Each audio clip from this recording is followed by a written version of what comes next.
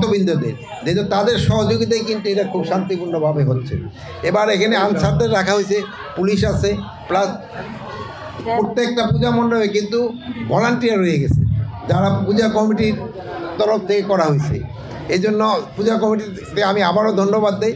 আরেকটা জানেন যে এইবার প্রথম দিকে চয়নশীল মানে ওই বেচারায় কিন্তু কোনো অপকর্ম করে নাই, এখন প্রমাণ হলো যে উনি কোনো রেপের সাথে জড়িত না, বাট ওইটারে দিয়ে এই পূজাটাকে একটা অস্থিতিশীল করার জন্য একটা মহল চেষ্টা করছিল।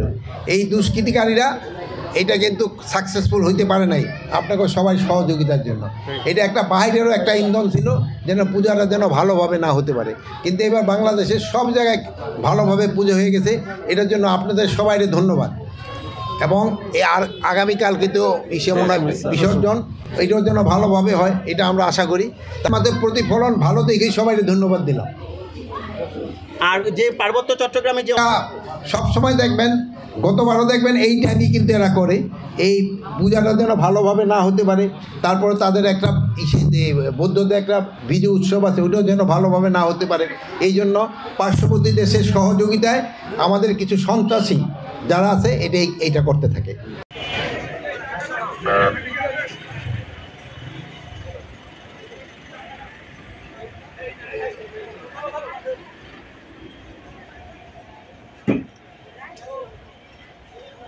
ऊपर देना मुझे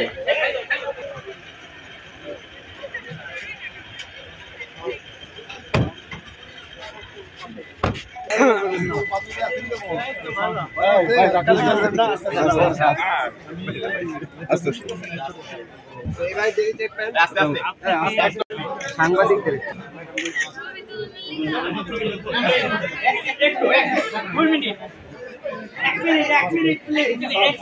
এক মিনিট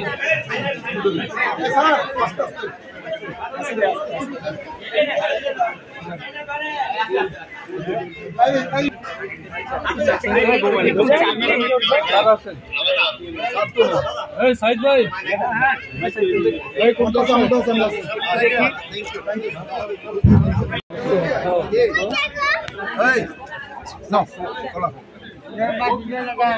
দাদা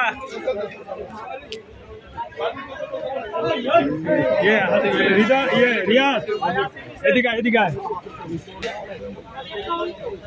আচ্ছা দেখাও